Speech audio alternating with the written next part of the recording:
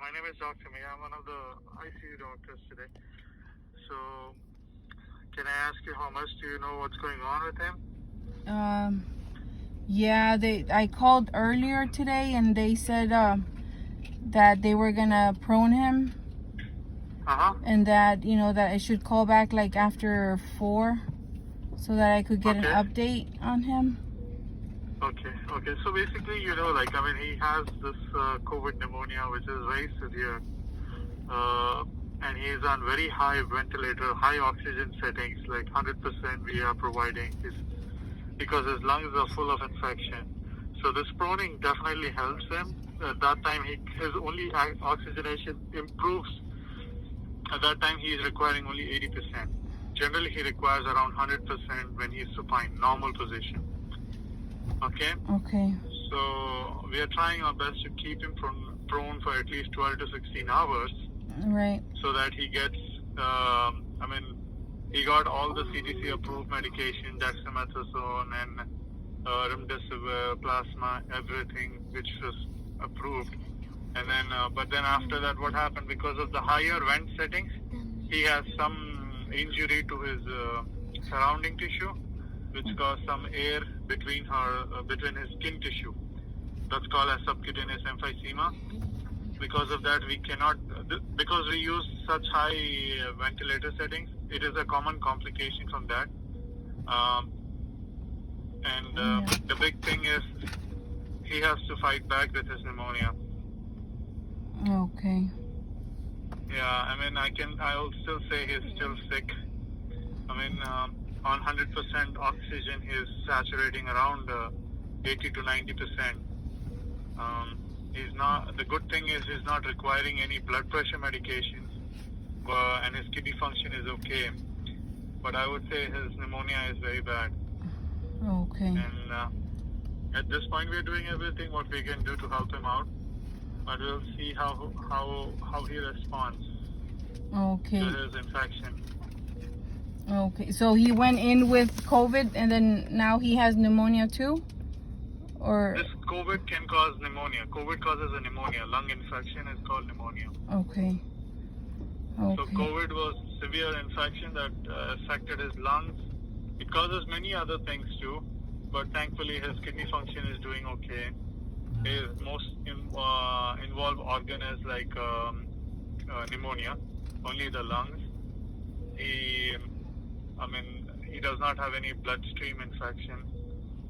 What I can say is like his pneumonia, if he responds well, he might get better. But if he is not responding well, we will continue to do the same things, like keep him like how much our oxygen he requires.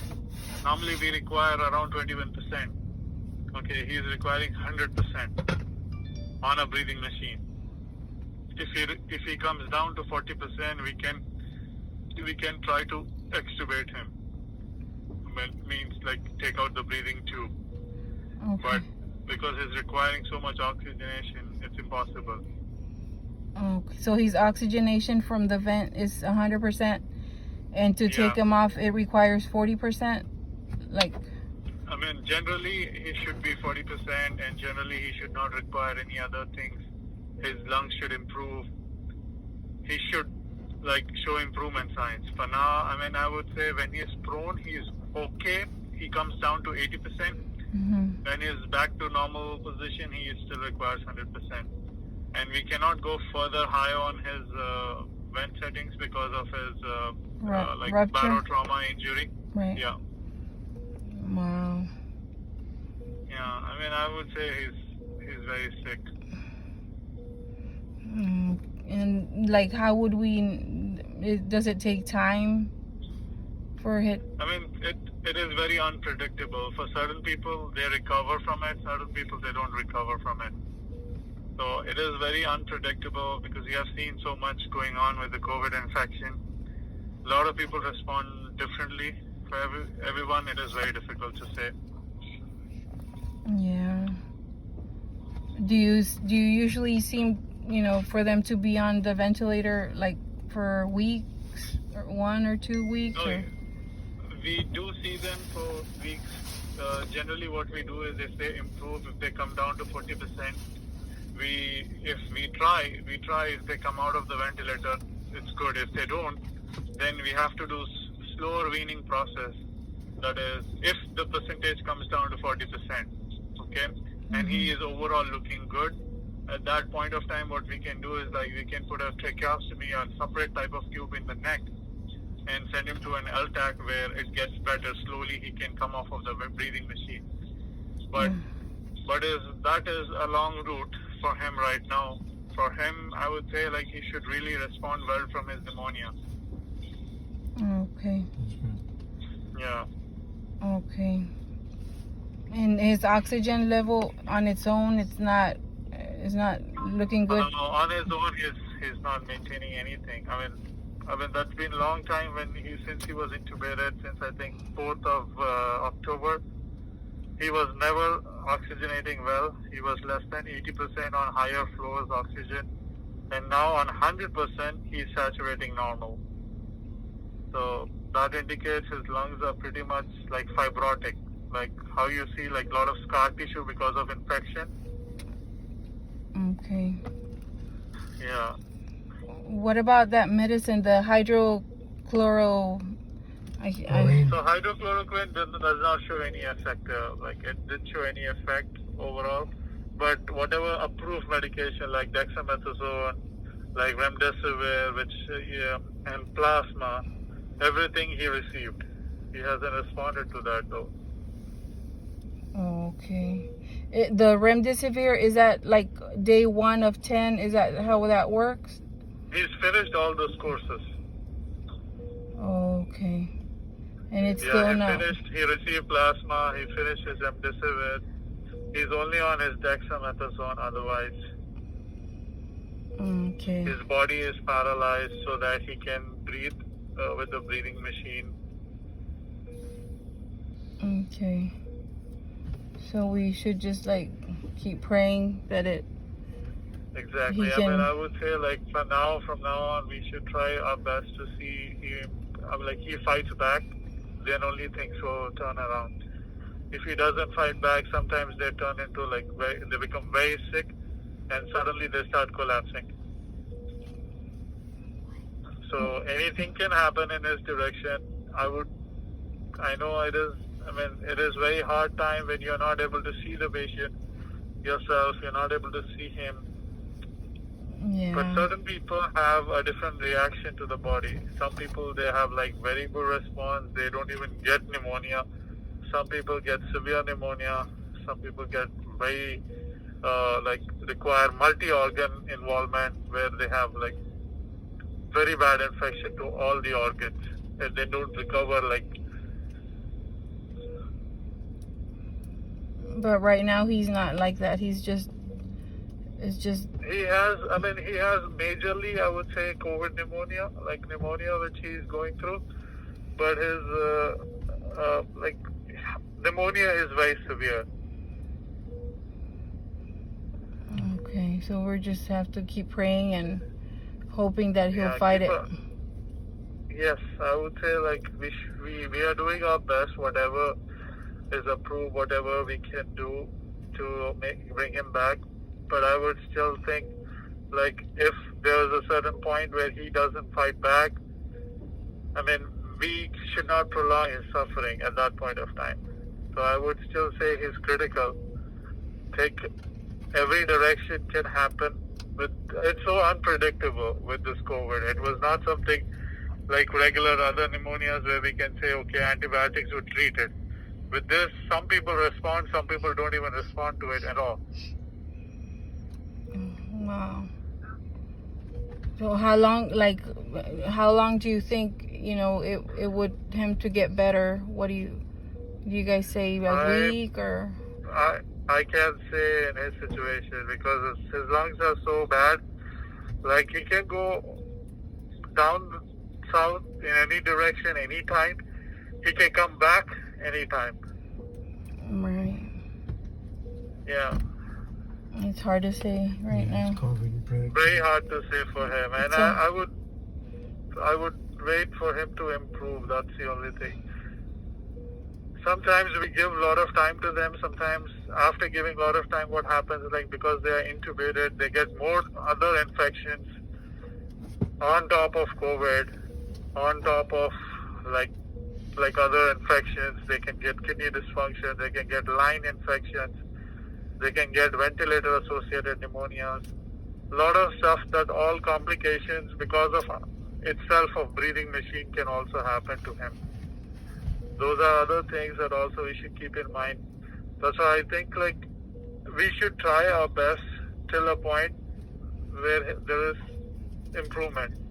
If we don't see any improvement, I mean, if you see like there is no point of return from there, we should not prolong his suffering. Because of this infection has been so unpredictable, where people either recover or they just don't recover. Wow. This disease is so unpredictable. Yes, exactly. I mean, that's how, you've been seeing how many people have been died in United States itself, like more than 200,000 because of this disease. Yeah. I mean, I would definitely pray, and I would do what is best for him, which you're doing. But if his situation is too sick, I would say like whatever is best for him, I would go for that too. Okay, so we just keep calling back and checking and... Yeah, I would continue. We would continue doing whatever is good for him, like, and wait for his improvement, recovery. Okay. When do you think we should call back and get an update? Yeah, every other day, I would say, like, every day if possible, every other day if possible. Usually the best time is to call after 4 o'clock because it's very busy, because you have, like, all the other people also with COVID. Yeah, I understand. So usually around the afternoon is usually a better time when other doctors, like the day doctors, get time to talk to the families and give them updates.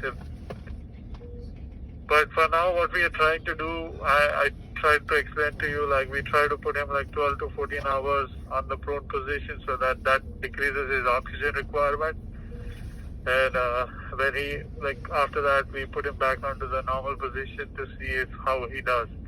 Once he comes to 40%, that's when I can say he's his pneumonia has improving. I would say one stage of improvement, but not the real one. Right, because he still has to be weaned from that.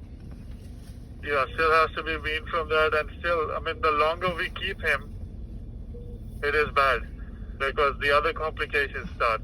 It's just a week for him now, but after 2 weeks, it is not usually advisable, like, because a lot of other complications start. Yeah. Other things start to arise. Yes, and that's when people get more sicker and then they don't recover. So we just gotta keep praying for another week and, hoping he'll improve. Yeah, I would say so, and I'm very sorry I have to discuss these things all to you all over through the phone. It is very bad.